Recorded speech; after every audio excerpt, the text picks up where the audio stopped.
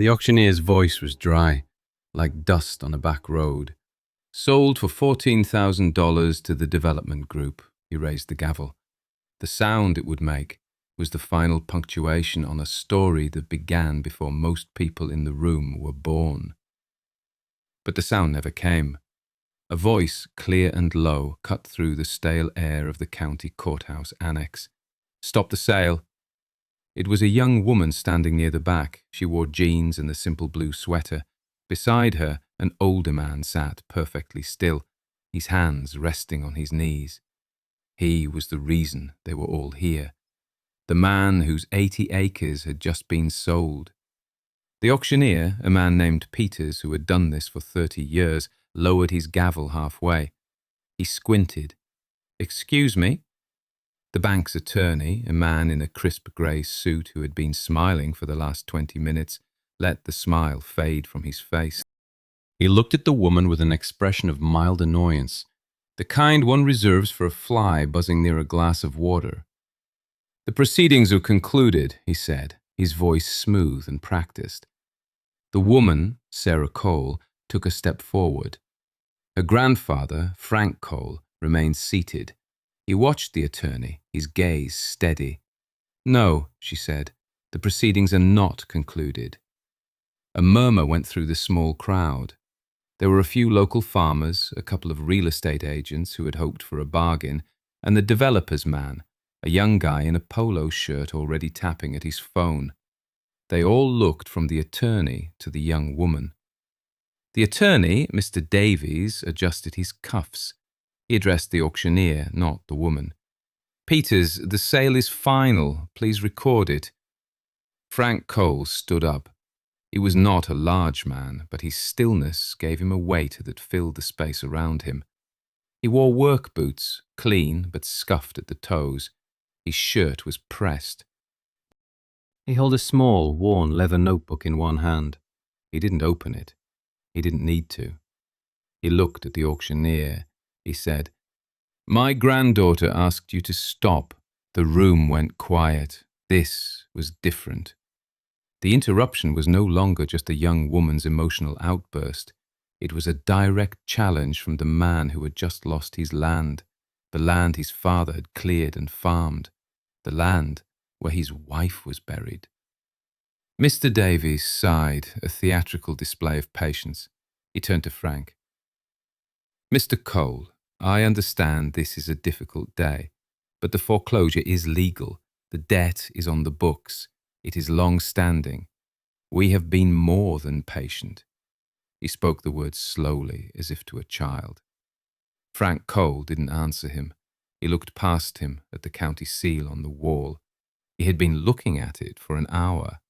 A picture of a plough and a sheaf of wheat, a promise of honest work and fair dealing. He had come here today not to fight, but to witness, to see it through to the end. But his granddaughter had other ideas. She had found something that changed the nature of the day. Sarah walked to the front table where the auctioneer sat with his paperwork. She placed a single folded piece of paper on the scarred wood. It was old, yellowed at the creases. It looked fragile, like a dried leaf. "What is this?" the attorney asked, a note of irritation in his voice. Sarah looked at her grandfather. He gave a slight, almost imperceptible nod. She looked back at the attorney. "That is the end of the discussion," she said. It was a statement, not an argument. It hung in the air, a plain fact in a room built on procedure. The developer's man stopped typing. He looked up from his phone, a flicker of concern crossing his face. The farmers in the back leaned forward. They knew Frank Cole. They knew him to be a man of few words and no theatrics. If he was allowing this, there was a reason. The paper sat on the table, a quiet testament against the neat stack of computer-generated legal filings that had condemned the coal farm. It was a document from a different time, a different world. A world of carbon copies and ink stamps. A world where a man's word and a paid-in-full receipt were meant to be the end of the matter. Mr. Davies picked it up, holding it by the edges as if it were contaminated. He unfolded it. He read the single line of type, the faded ink signature, the purple bank stamp with the date. August 12th, 1983. He stared at it. His professional calm, the smooth veneer he had worn all morning, began to show the faintest of cracks. He looked up at Frank Cole. "This is irregular," he said it quietly, almost to himself. Frank Cole met his eyes. He said nothing. He didn't have to. The paper spoke for him. A pause. Silence stretched. The clock on the wall ticked, each second a small hammer blow against the bank's certainty. The sale was stopped. The gavel was on the table. And the story was not over. It was just beginning. The room held its breath. The confident institution embodied in the sharp suit and polished shoes of Mr. Davies was faced with a ghost. A piece of paper nearly 40 years old. The attorney placed the receipt back on the table, pushing it slightly with his fingertips. His training took over. When faced with an unexpected fact, pivot, question the procedure. "This document," he said, his voice recovering its professional tone, "has not been entered into evidence. It has not been verified. For all we know, it's a forgery." He looked around the room, making eye contact with the developer's agent, seeking an ally. The agent just stared back, his expression blank. He was paid to acquire property, not to get involved in small-town dramas with uncertain outcomes. Frank Cole spoke again, his voice even and low. "It is a bank receipt from your bank." He gestured toward the paper. "The stamp is clear. The signature is that of Mr. Abernathy, who managed the branch for 50 years. Some of the older farmers nodded. They remembered Abernathy, a tough man, but fair. His signature on a document was as good as gold. The protagonist, Frank Cole, was a man who collected patience. He had learned it from the land, from the slow turn of the seasons. He was 68 years old, with hands that showed a lifetime of work, weathered hands. They had fixed engines, mended fences, and held his wife's hand until the very end. He had inherited the 80 acres from his father, David, and he had intended to pass them on to Sarah. The foreclosure notice had been a surprise, a shock that registered not with anger, but with a deep, quiet confusion. He knew his father. David Cole was not a man who left debts unpaid. He was meticulous. He kept records of everything in small spiral notebooks. But the notebooks from that era were gone, lost in a shed fire years ago. The bank had insisted the debt was real. A loan from 1975 for $12,000. With interest and penalties, it had grown to $14,000. A trivial amount for the bank, but an impossible sum for Frank. The bank's letters had been polite, then firm, then threatening. They spoke of computerized records and audited ledgers. They were certain. Frank had gone to the bank himself. He had sat across from a young manager who smiled before listening. He had tried to explain. "My father paid all his debts," the manager had nodded sympathetically. "Of course, Mr. Cole. I'm sure he did. But the computer shows this one is still open. A clerical error, perhaps, from long ago, but it is on the books, and we must clear the books." The institution was not a person. It had no memory, no conscience. It only had records. And its records said the Coles owed money. The people in the room, the silent chorus, began to shift in their seats. A phone was set down. A chair scraped against the linoleum. They were no longer just spectators at a routine foreclosure. They were witnesses to a confrontation. On one side was the bank, with its lawyers and its digital certainty. On the other was Frank Cole, with his quiet dignity and a single piece of old paper. The stakes were more than 80 acres of land. It was a question of what was real, a number on a screen or a man's honour, represented by a faded ink stamp. The antagonist was not just Mr. Davies. It was the assumption behind him, the belief that what has always been done, What the system says is true, must be legally and morally correct. The system had forgotten David Cole, walking into the bank on a hot August day in 1983, but Frank had not. And now, the receipt on the table was forcing the system to remember. Mr. Davies, seeing his first argument failing to gain traction, prepared his second. He was a professional. He had a playbook for these situations. He would escalate. He would frame it as a matter of law, not of memory or honour. He picked up the receipt again. He buttoned his jacket before he spoke, a small, telling gesture of reasserting his authority. Even if this document is authentic, which we do not concede, its appearance at this late stage is highly improper. He was now addressing the auctioneer, trying to bring the procedure back under his control. Frank Cole said nothing, he just watched. He had done his homework long before Sarah found the paper.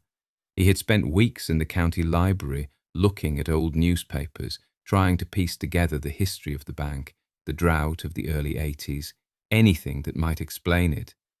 He knew the law was a tangle of rules designed to provide clarity, but often used to create confusion. He was not a lawyer. He was a farmer. He believed in simpler truths.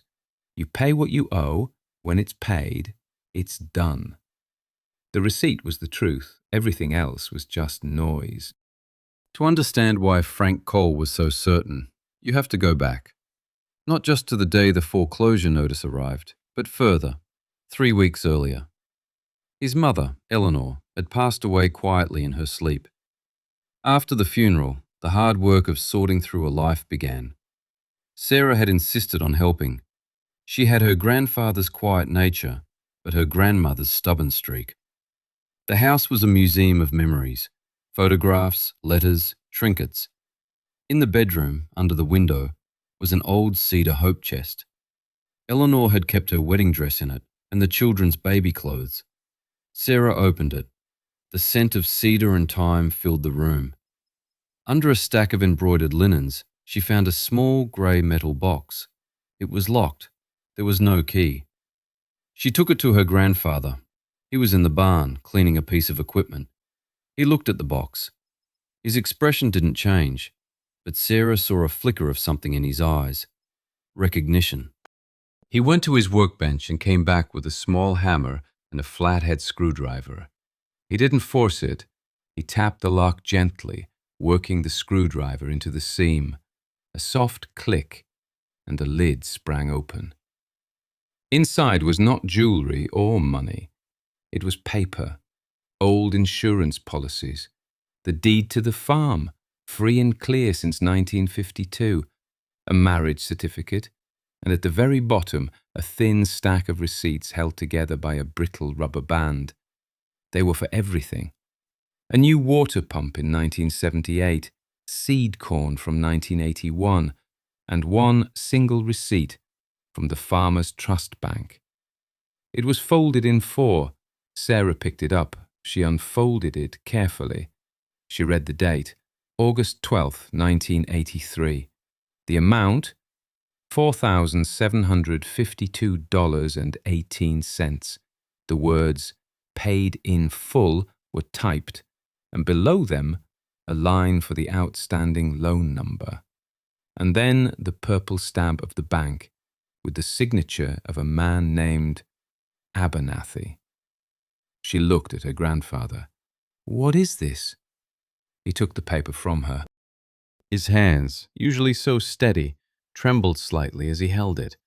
He stared at it for a long time. The memory was coming back to him, not as a complete picture, but in flashes. His father, David, coming home late that day. The exhaustion on his face, but also a deep relief. The way he had sat at the kitchen table and told Eleanor, "It's done, the last of it, we're clear." Frank had been a young man then, busy with his own life, his own worries. He hadn't paid much attention to the details. He just knew his father was a man who settled his accounts. Now, holding the proof, the quiet anger he had suppressed for months began to solidify into something else. Resolve. They took the receipt to the bank the next day. The same young manager listened, smiled, and shook his head. "I'm sorry," he said, "but this doesn't change anything. Our official records are what matter. This is just an old piece of paper. It isn't notarized. It isn't recorded with the county. It's an internal document, and we have no record of it." He slid it back across the desk. Frank took the receipt. He folded it and put it in his coat pocket. He and Sarah stood up. "Thank you for your time," Frank said. There was no anger in his voice, just a finality that the manager completely missed. He thought he had won. He thought the matter was closed. As they walked out, Sarah was furious. "They're just ignoring it. We have to get a lawyer." Frank shook his head. "No, not yet. A lawyer costs money, and this isn't a legal argument. This is a matter of fact. The debt was paid. We have the proof. Now we wait." "For what?" Sarah asked, exasperated. "For the right time to show it." He spoke as if he were talking about planting a crop. There was a season for everything, a time for quiet research, and a time for confrontation. The foreclosure auction was scheduled for 3 weeks later. They would do it publicly. They would try to shame him. They didn't know they were setting a stage for him instead. In those 3 weeks, Frank did not hire a lawyer. He went to the library. He went to the county records office. He sat for hours with old plat maps and property tax ledgers. He wasn't looking for a loophole. He was looking for confirmation of what he already knew in his bones. The truth has its own pace. It doesn't hurry. It doesn't panic. It just waits to be found. And he was a patient man. He had learned from the best. He had learned from his father. David Cole had taken out the loan in the spring of 1975. The farm needed a new tractor. The old one was unreliable, and he had a chance to buy a nearly new John Deere from a neighbour who was getting out of farming. The $12,000 was a huge sum then. It was a risk, but David was a careful man. He planned for everything. What he didn't plan for was the drought that started in 1981 and didn't break until the fall of 1983. For 2 years, the rains didn't come. The fields turned to dust. The creek that cut through the north pasture dried up for the first time anyone could remember. The loan payments became a struggle. The bank, then managed by Mr. Abernathy, was patient. Abernathy knew all the local families. He knew who was good for their word and who wasn't. The Coles were good for their word. But by the summer of 1983, the bank's patience was wearing thin. Corporate headquarters was putting on pressure. They wanted the books cleaned up. Abernathy had to call David Cole into his office. Frank remembered that time. The stress was a constant unspoken presence in the house. His father grew quieter, his face etched with worry. His mother started selling eggs and vegetables at a roadside stand to bring in a little extra cash. They never considered walking away. The land was everything. It was their history and their future. David had a small life insurance policy on his own father who had passed away a decade earlier. It had a cash value. Not much, but enough. He made a decision. He would cash it in and pay off the tractor loan, all of it. He didn't want the debt hanging over them for another year. He wanted to be free and clear. On August 12, 1983, he drove the old farm truck into town. He went to the insurance office first, then walked the 2 blocks to the Farmers Trust Bank. Frank remembered his father leaving that morning. He had put on his good church shirt. He looked determined. The memory was a little hazy, coloured by the passage of 40 years, but the feeling was not. The feeling was of a man going off to settle a great and final battle. David Cole walked into Abernathy's office and placed an envelope full of cash on the desk. He had counted it 3 times.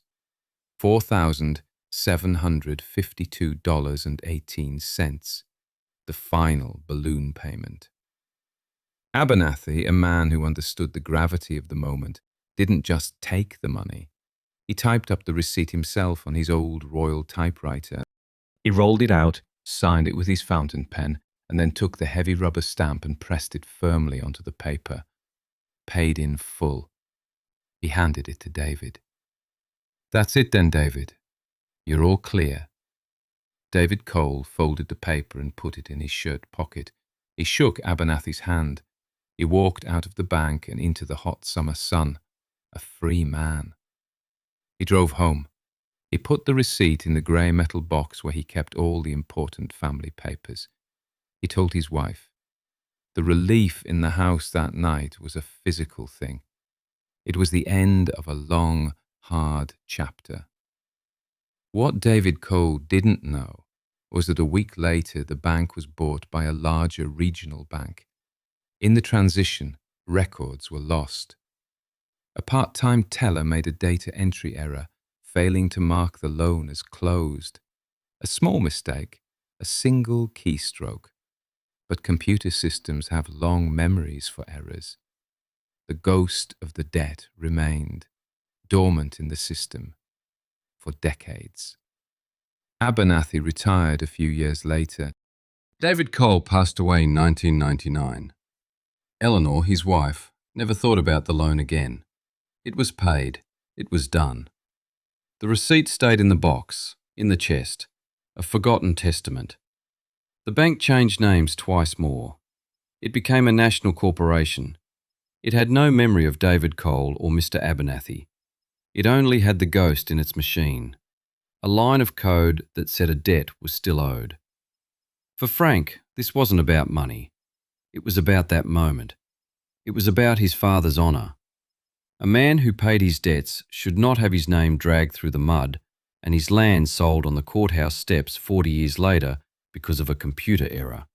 Restoring that truth was more important than the 80 acres. Some things are planted for the next man. His father had planted a legacy of integrity. Frank's job was to make sure the harvest wasn't poisoned by a lie. The scene in the courthouse annex was frozen. Mr. Davies stood at the table, the receipt lying between him and Frank Cole. The attorney's first argument, that the document was unverified and perhaps a forgery, had been met with the quiet certainty of the town's collective memory. Now he moved to his second angle. He picked up the paper again, holding it with a dismissive air. Let's assume, for the sake of argument, that this is a genuine bank receipt from 1983. He paused, letting the concession seem generous. It is still just an internal bank document. It was never filed with the county recorder's office. It has no official legal standing in a foreclosure proceeding, which is based on the recorded lien against the property. There is no corresponding record of a release of lien. Therefore, the lien remains in effect. He was on firmer ground now, the comfortable territory of legal procedure. He was talking about filings and recordings, not about honour or memory. He looked at Frank, expecting confusion, or perhaps an angry outburst. He got neither. Frank Cole simply looked back at him. He waited for the attorney to finish. Then he spoke. You recorded a lien. He said it as a simple fact. Yes, of course, Davies replied. That is the basis of our entire action. Frank nodded. He placed his old leather notebook on the table next to the receipt. He didn't open it. The debt that the lien was for was paid. The receipt proves it.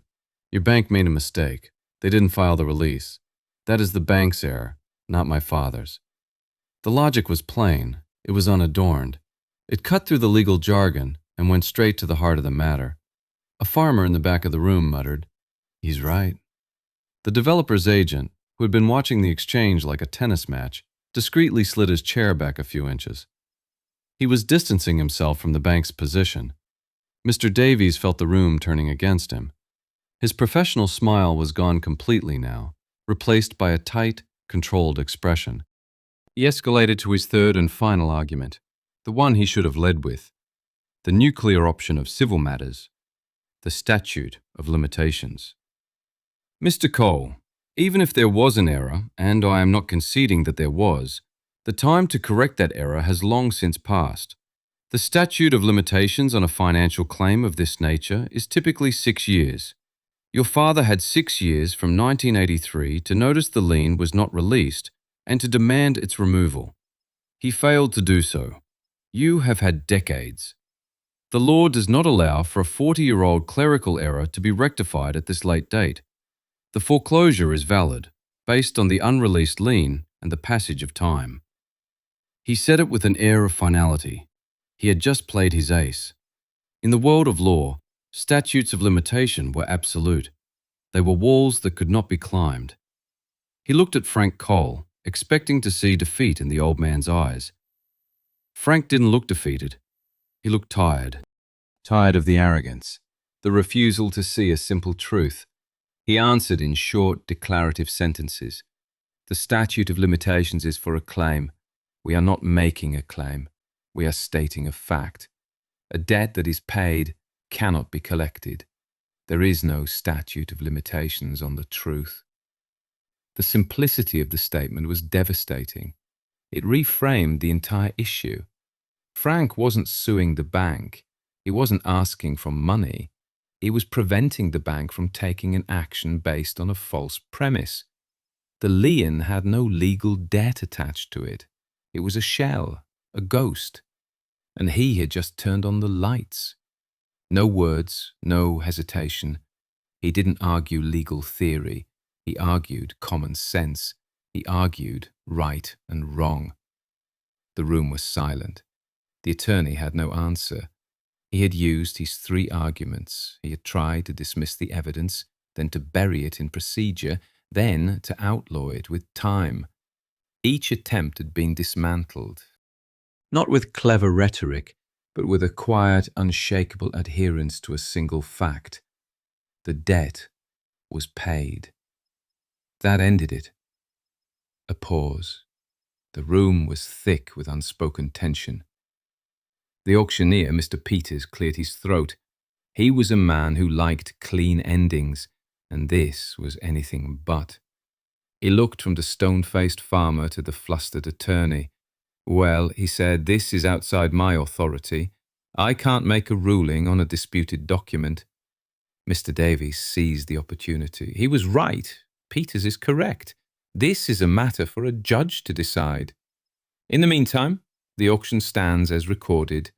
We will defend the title in court if Mr. Cole wishes to pursue a costly and time-consuming lawsuit. He was trying to regain control, to push the conflict into a venue where he held the advantage, a courtroom full of motions and discovery, where a single farmer would be buried in legal fees. It was Sarah who spoke. She had been standing silently beside her grandfather, but she had been listening.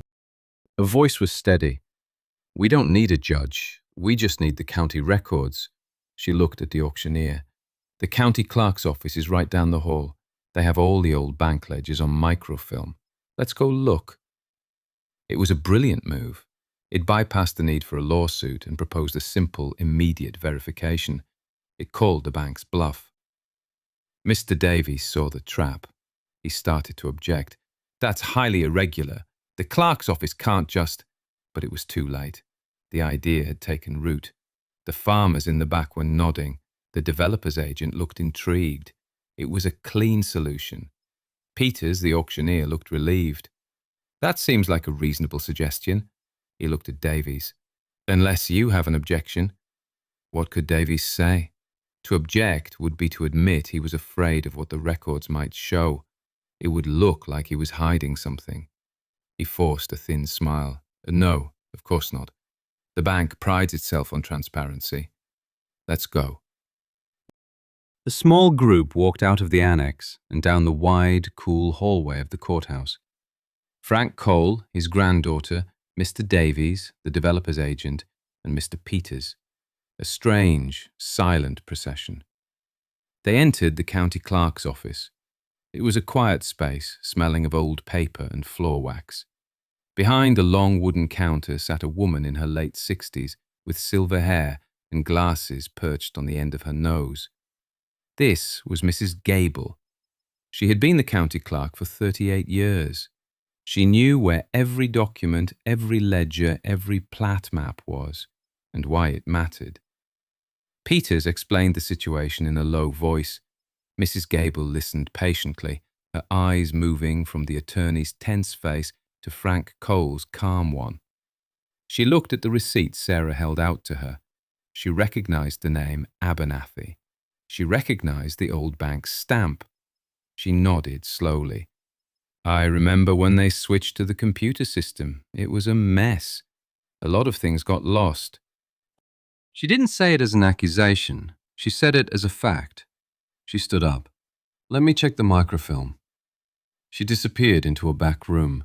The wait was excruciating. Mr. Davies checked his watch. The developer's agent scrolled through his phone. Frank Cole stood perfectly still, his hands clasped behind his back. He was looking at the framed maps of the county on the wall, tracing the lines of the roads and properties with his eyes. He found his own 80 acres, a small, neat square bordering the state forest. A minute stretched into 5, then 10. The only sound was the hum of the fluorescent lights. Finally, a Mrs. Gable returned. She was holding a small slip of paper. She walked back behind the counter and looked at them over the top of her glasses. She was the neutral verifier, the quiet competence that would break the deadlock. She looked directly at Mr. Davies. The loan was paid in full, August 12th, 1983. The transaction is recorded in General Ledger 4B on page 112.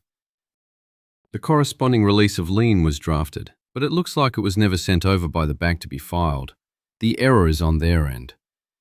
She spoke one decisive sentence after another. Each one was a nail in the coffin of the bank's case. The auction was over. Done. The truth, buried for 40 years on a roll of microfilm in a dusty back room, had finally come to light. Mrs. Gable looked at Frank.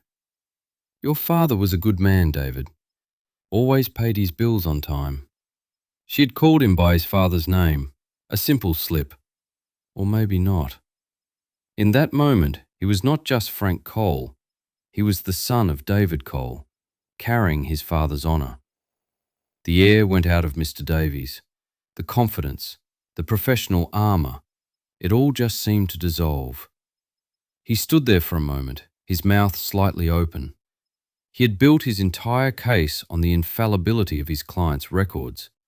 Those records were now proven to be wrong, definitively and publicly. His training kicked in again, but this time it was damage control.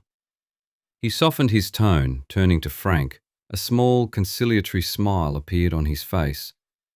Well, he said, it appears there has been a most unfortunate clerical error, a deep-seated one to be sure. He cleared his throat. Mr. Cole, on behalf of the bank, I want to say that we regret this misunderstanding.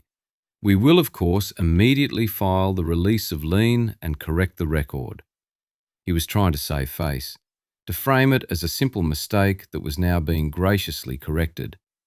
He was trying to negotiate, to find a way out that left the bank's dignity intact. Perhaps, he continued, seeing that Frank was not responding, Mr. Cole would be open to discussing a small settlement for the inconvenience and the emotional distress this has obviously caused. He was offering money, the universal solvent for corporate mistakes. He thought he was being reasonable. He had misjudged his man. Frank Cole looked at the attorney. He had been silent through the verification, but now he spoke. His voice was not angry, it was cold. There is nothing to discuss. The land was never yours to sell. The words were a flat refusal, not on terms, not on price, a complete rejection of the premise that they had anything to negotiate. Frank was not a victim seeking compensation. He was a property owner defending his rights. He was not interested in the bank's money. He was interested in their acknowledgement of the truth. You are not giving me anything. You are stopping an action you have no right to begin. The distinction was critical. It denied the bank any position of power or grace. They were not fixing a mistake out of goodwill. They were being forced to stop a wrongful act. Mr. Davis's smile vanished. He understood now. This wasn't about a settlement. This was about a reckoning. He had no more arguments, no more procedures to hide behind. He had been beaten. He gave a curt, formal nod. As you wish. He turned without another word and walked out of the clerk's office. The developer's agent, seeing his deal evaporate, shrugged and followed him out. The auctioneer, Mr. Peters, came over to Frank and shook his hand. "I'm glad this worked out for you, Frank." He said it with genuine warmth. Frank just nodded. Mrs. Gable pushed the old receipt across the counter to him. "You'll want to keep this." Frank picked it up. He looked at it for a moment. The paper that had saved his farm. The proof of his father's honour. He carefully folded it along its original creases. He slid it into the inside pocket of his coat. He looked at Mrs. Gable. "Thank you, Martha." She smiled. "Just doing my job, Frank." He and Sarah turned and walked out of the office, back down the quiet courthouse hallway and out into the bright afternoon sun. There was no celebration, no triumphant cheer. The win was quiet, anticlimactic. It was not a victory so much as a restoration. Something crooked had been made straight. He had not gained anything new. He had simply kept what was already his. He had honoured his father. He had kept the faith. In his notebook, later that evening, he would write one line. August 12th, 1983. Debt paid. August 24th, 2023. Debt remembered. The loop was closed. That evening, Frank and Sarah walked the fence line of the North 80. The sun was setting, casting long shadows across the field. The air was cool, carrying the scent of cut hay and dry earth. For a long time they walked in silence. They stopped at a corner post, a thick piece of Osage orange that Frank's father had set 50 years ago. It was weathered and grey, but still solid. Frank rested his hand on top of it. The wood was warm from the last of the sun. He never liked owing any man anything, Frank said, his voice quiet. He looked out over the land. He wanted to be free and clear. That's what he always said. Free and clear. Sarah stood beside him, watching his profile against the fading light. "You sound like him," she said softly. Frank gave a small, sad smile. "I hope so." He took the receipt out of his pocket one last time. He looked at it, then folded it and put it away. It had done its job. It could rest now. Some things are planted for the next man. He said it to the fields, to the sky, to the memory of his father. This land, this story, this lesson in quiet patience, it was his father's legacy to him, and now it was his to Sarah. They stood there until the last of the light was gone, two small figures in a vast, quiet landscape. Dignity had been restored, not with a shout, but with a whisper. A piece of paper had spoken the truth, and the land was safe for another generation. Frank Cole's story was about a debt that was paid and remembered, but some debts are never written down, and some receipts are never issued. They live in the memories of families and the unspoken agreements between neighbors. If this story stayed with you, there's more like it. Next time, we'll travel to the coast of Maine, where a woman named Alice is fighting to save her family's access to the sea. The fight isn't over a deed or a loan, but over a single sentence in a 200-year-old will and a path no wider than a man's shoulders. We'll see what holds. Stay with us.